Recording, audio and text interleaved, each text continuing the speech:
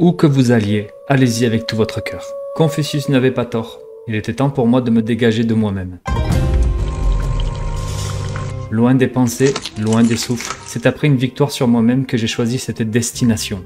Destination qui allait marquer à jamais un tournant mémorable de ma vie. Voir le monde avec ses yeux est 1000 fois mieux que n'importe quel rêve. J'ai choisi Dubaï comme destination finale, mais finalement, pas pour une nouvelle vie là-bas. Cette destination finale n'était autre qu'une étape de nettoyage sur mon passé, un pèlerinage sanctifiant, signant définitivement une volonté induite, un choix pour, je dois le dire, littéralement libérer la liberté en moi. Imbriquant du nouveau vertigineux et palpitant éveil de quelque chose sommeillant en moi que je ne soupçonnais même pas. Cette vidéo est la première d'une série que j'appellerai ici La liberté en 3 clés. Je vous expliquerai au fur et à mesure de quoi ça relate. Et en voici le premier volume, une courte bribe de ma destinée que je vous partage à présent. Bon, maintenant on va être moins sérieux, bordel. Ça me fait suer là. Putain, j'ai cru que ça allait être comme ça tout le long. Non, pas du tout. C'est la première fois que je vise un pays désertique au paysage aride. Et pourtant, il fait chaud. Putain qu'il fait chaud. Mais j'aime ça, la chaleur. Arrivé le soir assez tard, je me rends directement à l'hôtel pour récupérer ma réservation et surtout manger un bouffe. Donc du coup, ça c'est l'entrée, tu vois. Ils ont des cartes en bois. Et en fait, table à repasser. Et après, la salle de bain. Je vais pouvoir faire popo. Coucou. Popo. Ah ben tu sais que j'ai payé ça 90 €, 95 € je crois. Regarde la grosse télé. On aurait pu faire plein de choses ici. Et après j'ai la vue sur la ville, sur Dubaï, mais pas sur Dubaï. C'est de l'autre côté le Burj Khalifa. Mais j'irai demain après le boulot. Mais sinon c'est super bien. C'est super bien. Ce que je n'avais pas prévu, c'est qu'entre le voyage, l'engouement et la fatigue, ainsi que le stress du voyage, mon cerveau était loin de se poser les bonnes questions. Vous voyez ce bout de viande là? Avec l'entrée, hein, accrochez-vous. 180 €. Et je vais aller me chercher un burger en bas. Ça, c'est le restaurant. Putain, je suis trop bien. C'est le restaurant où je vais manger. J'attends ma viande. Et oui, voilà. Je peux le dire, j'ai mangé une viande très chère, sans le vouloir, mais en l'assumant monétairement. Par contre. Rassure-moi, après t'as pas germé là. Et non! Et j'ai même une très belle photo le lendemain matin pour vous montrer que tout s'est bien passé. Petite précision, vous trouverez en description les quelques tarifs que j'ai payés tout au long du séjour. Voilà, histoire que vous sachiez quel budget il faut pour voyager dans cette contrée. Pour commencer, sachez que l'hôtel 4 étoiles que j'ai pris sur Booking est revenu à 1710 dirhams environ, donc soit 440 € pour le total du séjour, avec le petit déjeuner inclus. Et concernant le vol, Montpellier-Paris aller-retour 195 € et Paris-Dubaï 446 € aller-retour avec Lufthansa. Regarde ma chérie, je te montre. Regarde, ça c'est le restaurant, tonton il est là-bas. Il y a des personnes qui prennent à manger, mais moi j'ai plus envie de ça. Regarde, ça c'est à la mangue. Ça, c'est à la framboise. Le chocolat. Ça c'est Paris-Brest, ça c'est à la noisette. Après là, il y a des gâteaux à la semoule et au citron avec de la fraise. Tu as les fruits que tu adores. Le flan, comme j'ai pris. Là, il y a des gâteaux au fromage un peu, donc ça c'est pas pour tonton parce que sinon il vomit. Là-bas, tu as la piscine avec Dubaï. Et la piscine, on peut y aller et se mettre sur des chaises comme là-bas, regarde. Tu vois, là-bas, il y a des chaises et tu te mets en bord de plage. Regarde comme j'ai la classe. Tout le restaurant pour moi. Et le buffet, il est monstrueux, j'ai fait une vidéo, je te laisserai la regarder. Tout va bien. Ce premier jour, vers 16 h, je trace vers ce truc là-bas. Vous voyez là-bas? Non, c'est pas le voile d'un bateau, hein. C'est le Burj Al Arab. On ira aussi vers la Palme, là-bas au fond, et la marina. Emblématique de cette ville, je voulais une belle immersion. Bon, encore une fois, mon côté aventure sans cerveau m'a joué quelques tours. Et il m'a fait juste marcher plus de 28 km, téléphone confirme à la distance, s'il vous plaît, en une après-midi. Wesh. Je fais Pékin Express. Ouais, je marche de là-bas jusqu'à là-bas. Et j'ai mal aux jambes, c'est bizarre. Et là, t'as un joli coucher de soleil et la plage juste derrière, là. Et ça pique les muscles?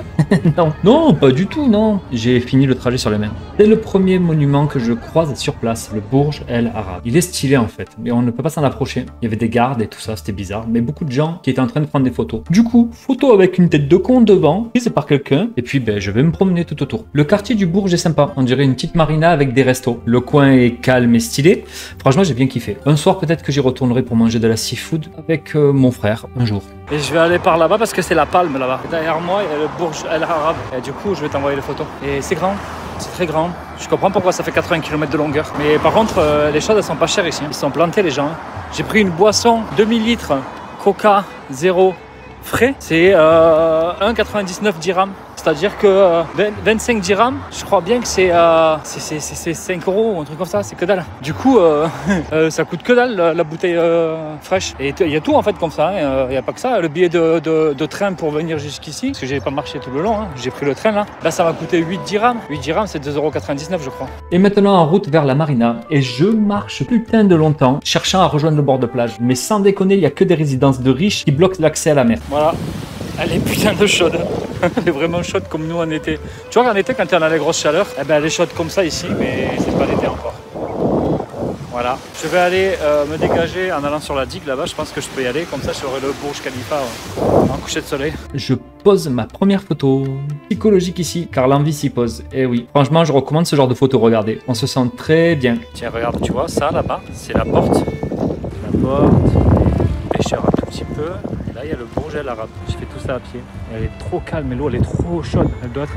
Tu vois, l'été, quand on est chez nous et qu'il fait 40-45 degrés, que l'eau, elle est chaude. Eh ben, ici, elle est comme ça, alors que c'est pas l'été.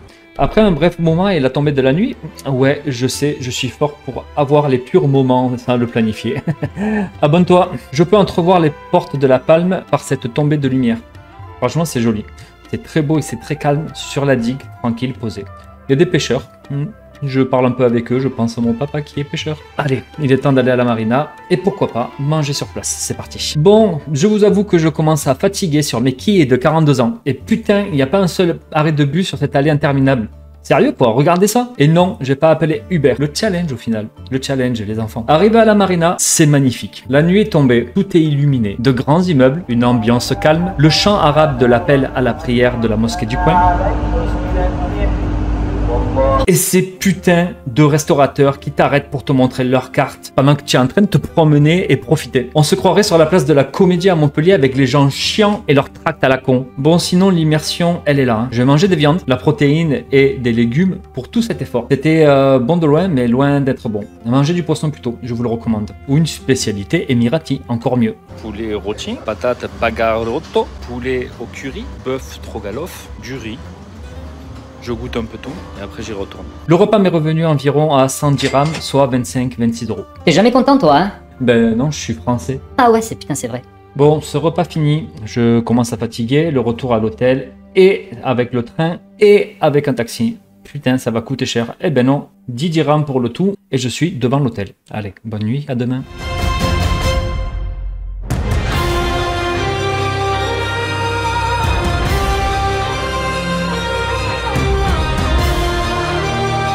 Alors ce jour-là, je l'attendais grave, car c'est là que les choses vont se faire. En toute franchise, cette destination est une destination finale de base pour une validation psychologique d'un travail et d'une libération. Cependant, c'est à ce moment-là que finalement c'est devenu qu'une étape, vers un bonheur et une liberté bien plus immense.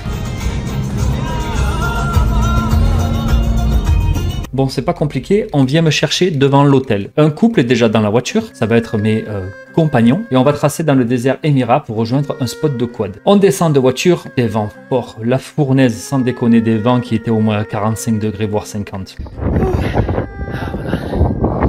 Moi, je vais me taper ça. Avec l'iPhone, mais c'est une bourde. Je suis sec. Et voilà. Des mirages au loin, tout y est, j'adore, c'est vraiment l'immersion. Le soleil te cuit la peau instantanément, des marchands essaient de te vendre leur foulard pour mettre surtout le corps et la tête.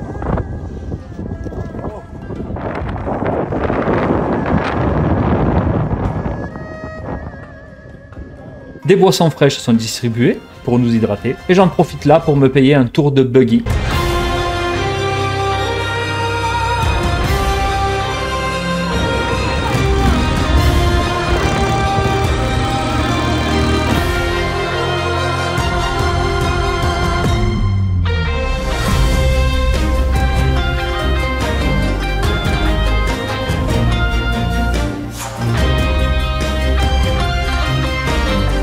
Bon, une fois que c'est terminé, on retourne dans la voiture et on suit un autre 4x4. On va dans le désert et on commence à faire les fous au milieu des dunes et des bosses sur une belle distance. Les paysages sont à couper le souffle, il y a du sable qui vole partout, c'est trop bien. Jusqu'à arriver au camp El Khaïma. Le prix de l'excursion pour les curieux, 434 dirhams, soit environ 111 €. Ça inclut le pick-up à l'hôtel, le rallye, le snow, la photo et le camp et la pension et les spectacles en retour ainsi que la bouffe. J'ai rajouté 389 dirhams, 100 € environ pour le buggy, 45 minutes dans le désert avec un mec en quad devant moi qui me filme. J'en profite pour faire ma photo psychologique que voici. Je suis venu à Dubaï pour ça. Libéré, délivré, je me sens méga bien, mais j'ai toujours envie de gerber. Ça, je filme, donc j'enverrai aussi la vidéo, parce que là je vous ai tous les deux.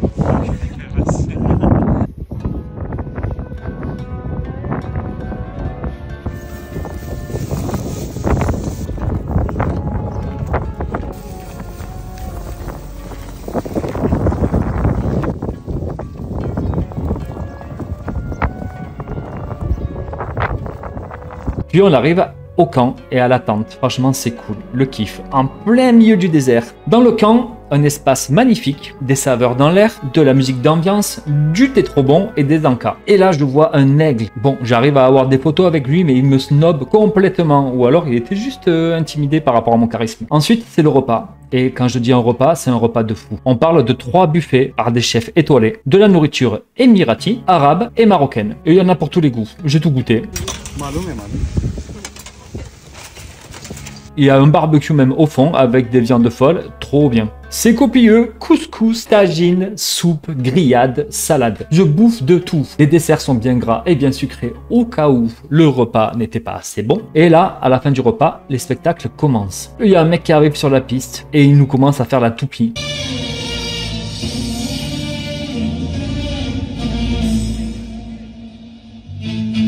C'est un mec égyptien apparemment, avec un spectacle par rotation. C'est le nouveau roi égyptien après Toutankhamon.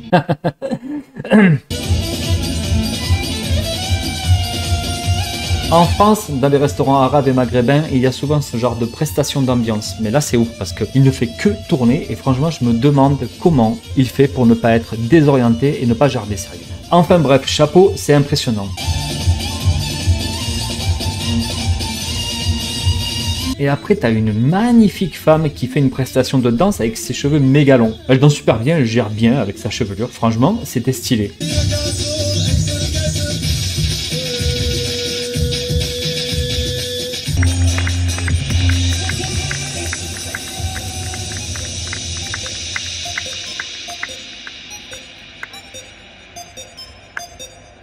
Enfin, il coupe les lumières. Tout le monde fait du silence pendant 3 minutes en plein désert. Et là, ensuite, c'est l'heure de rentrer.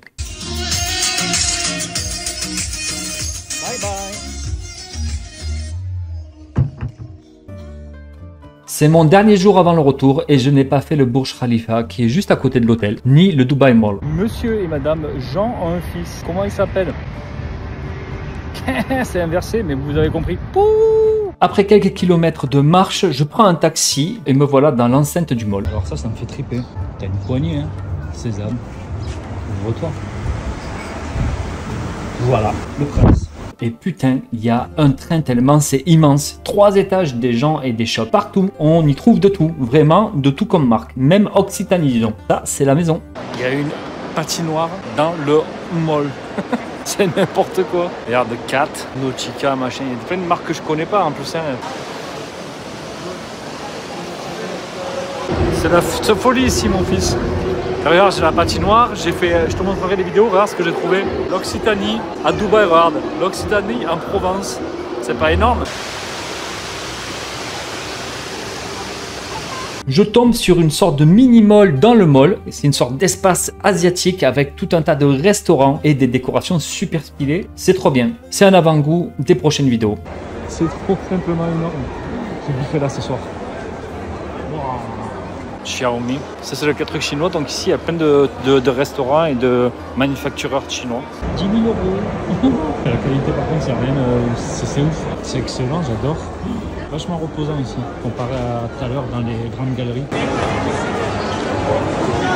Le magasin Lego. Il y a des versions qui sont sympas ici. Regarde. Il y a du Master qui sort en France. Bowser. Marty.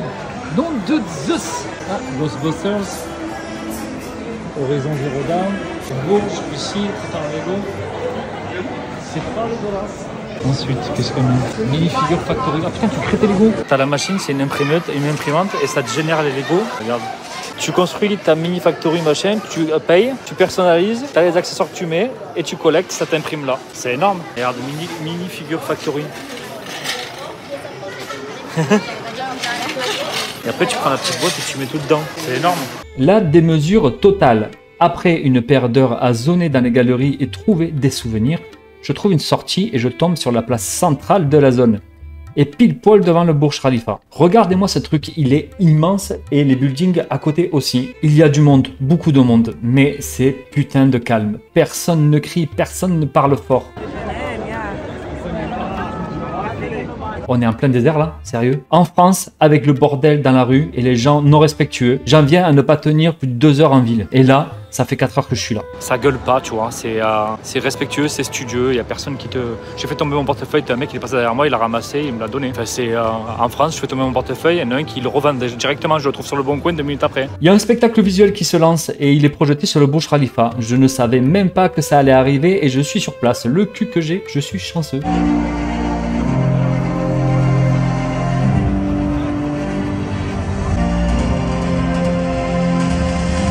Ensuite, une fois que le spectacle est fini, il y a un souk.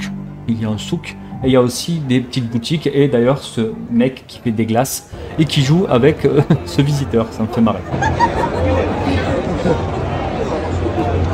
Je vais visiter le souk du coin avec des boutiques modernes. C'est bien, c'est cool. Il n'y a pas grand monde. Ça permet de se reposer un peu psychologiquement. Et puis, je profite de tout ça et je rentre. Ça, c'est le siège du prince. Il n'y a pas gavé dessus, mais celui en roi, ça suffit pas. Donc ici, c'est le souk. Alors, j'ai pas vu le nom au début, mais ça a l'air sympa. En tout cas, il y a des choses dedans qui sont cool. Ça sent bon ici aussi. C'est un peu moins le bordel que dans le Dubai Mall. Et les architectures sont cool. C'est sympa. Juliette Délice. Ouais, non, ça, c'est pas de Dubaï, ça. J'ai décidé aujourd'hui d'aller dans la Dubaï ancienne et plus précisément à l'endroit où tout l'or réside. Il y a des épices, il y a de l'or, il y a une grande mosquée. Pourquoi pas, j'ai envie d'une immersion dans le vieux Dubaï. Sauf qu'aujourd'hui il fait super chaud, mais plus qu'avant. Et là-bas, il y a des pavés et des pavés et des pavés. Je trace un taxi jusqu'à l'aéroport pour y laisser ma valise et je prends le métro pour aller vers la zone. Tu vois ça? Regarde d'où je viens. Taxi. Ça c'est le cul de l'aéroport. Il y a les pistes. Et de l'autre côté, il y a le terminal où je vais. Je suis heureux, je suis plus content. Et là, pour trouver de l'ombre maintenant, c'est comme on dit, chipouette, nakash walud. Et j'arrive après 1 kilomètre de marche au Gold. Des épices partout, comme je l'ai dit, et puis de l'or partout, mais vraiment partout. Ça se voit que là-bas, c'est sécure, vraiment. Ils sont libres et ils savent qu'il n'y aura pas de vol. Ils laissent traîner de l'argent partout, c'est vraiment en fait étonnant. Je suis sublimé par tant de couleurs avec des tons orange, jaune et marron. Franchement, c'est ouf. C'est un endroit que je recommande, mais prenez à boire. Et si vous voulez acheter des épices, allez-y, gavez-vous. Ensuite, je voulais voir la mosquée de Dubaï qui était pas loin et qui semblait être une grande mosquée. Donc je trace vers là-bas, sauf que je dois traverser le canal. Et c'est top, 2 dirhams la traversée, soit environ 53 centimes. Mais par contre, pas de crème solaire mise et je crame de ouf. Arrivé de l'autre côté, je marche et je rejoins enfin la mosquée. Mais c'était une grande mosquée, mais pas celle que je voulais visiter, pas la grande connue. Je suis entré pour voir, mais je n'ai pas osé prendre de photos, désolé. Non loin de là se trouve un temple assez spécial, le temple dédié à Shiva. En plein pays musulman, il y a un temple de Shiva. Donc là, c'est fou quand même la diversité et la tolérance qu'ils ont là-bas. J'ai voulu aller le voir par curiosité, mais il était fermé et vraiment paumé. Regardez, moi, des rues où j'ai fini et sans me sentir une seule fois en insécurité. C'est ça l'avantage de Dubaï. Cette ville, elle me fascine. Les gens là-bas aussi d'ailleurs. Bon, finalement là, ça devient critique. Trop de reflets et trop de chaleur. Même ma crème solaire indice 50 blanche fluo ne me protège plus. J'ai beau en mettre, il n'y a rien qui se passe. Je dois vite rejoindre un lieu fermé et trouver à boire. Je m'arrête dans une supérette et j'y trouve de la San Pellegrino fraîche. Putain, c'est trop bon. Ça va mieux. Et là, je rejoins la station de métro la plus proche en sous-sol. Je vise l'ombre, j'évite la chaleur. Une station de métro, de la clim bien fraîche, un ticket et je retourne vers l'aéroport fatigué. Écoute.